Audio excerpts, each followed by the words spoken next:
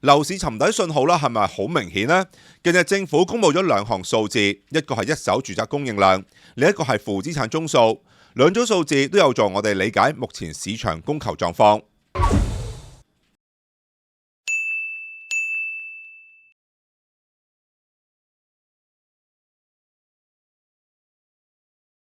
可以睇到啲乜嘢呢？根據房屋局嘅最新數字，目前全港一手住宅供應量高達102000個，按季不跌反升，增加1000個單位。如果以過去5年平均按年吸納14595個單位去推算，繼續等於接近7年嘅吸納量。呢個睇落去每季都會講一次，但睇落又好似冇乜太大變化嘅數字，實情喺上季已經起咗少少轉變。供應量之所以被推升，係因為政府批出但未動工嘅單位數量增加所致。期內一共有14000個單位，按季大增4000個，反映到發展商啦，從政府手上攞到嘅住宅土地或者完成契約修訂嘅熟地可以隨時動工，呢啲供應相對係比較遠期少少，反而眼前馬上可以吸納嘅現樓同埋樓花貨尾，實情係呈下跌趨勢。截至今年第三季，現樓同埋樓花貨尾累計係有88000個單位，按季係減少咗3000個㗎，創出咗7個季度嘅新低。呢一點着實反映咗發展商喺第三季去庫存嘅速度係加快咗，而背後都反映到發展商願意以比較貼近二手價開盤有關。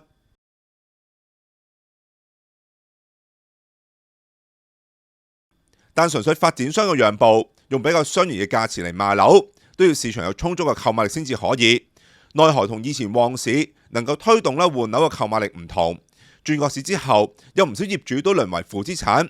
就算佢哋唔俾銀行出收差價，亦都除非佢哋願意貼錢賣樓，否則呢啲業主都只會一直供樓自住，就唔能夠賣樓向上流。所以都可以睇喺另一個數字，就係金管局公布嘅負資產。截至今年第三季，本港住宅負資產嘅宗數係31499宗，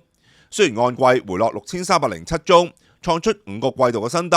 佔整體按揭貸款宗數5.28%。依然都意味有借貸嘅買家之中，而家有大概多於5個買家係屬於負資產，睇落就唔算話好嚴重，不過都唔好完全盡數呢個數字，因為向財務公司借錢，然後淪為負資產嘅個案，因為財務機構係唔受金管局規管，所以係唔包括相關數字。而且就算勉強脫離負資產，但當樓價從高位回落30%之下，即使今日慢慢呈現反彈，但似乎高位入貨嘅業主今日要賣樓都要蝕讓。所以除非佢哋能夠完美貫徹到低買低賣嘅操作，又或者突破蝕讓關口，然後再投入樓市嘅話，否則呢方面都會直接影響購買力嘅旺盛程度。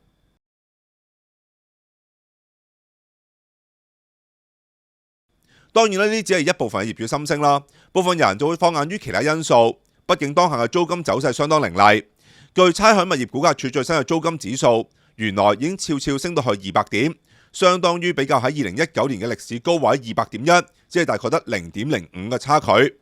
加上本港銀行跟隨美國減息，最優惠利率已經重返去到2022年加息之前嘅水平，都有利推動租轉賣嘅動力。股市暢旺，除咗令到手持蟹貨股民嘅資金得以釋放，同時都衍生到財富效應，呢啲都有利資金轉投去到資產市場。呢啲因素都為市場帶嚟額外需求。而上述嘅因素都會繼續影響到購買力能唔能夠持續落去。咁我想同大家分享就係咁多啦。如果大家都中意睇類樓市短評、一二手簡到攻略同埋樓市深度調查報導，就記住訂閱我哋胡說樓市 YouTube 頻道，有埋隔離個鐘仔，同埋最重要係 CLS， 下次出片大家就唔會錯過啦。今日先傾到呢度啦，下條片再見，拜拜。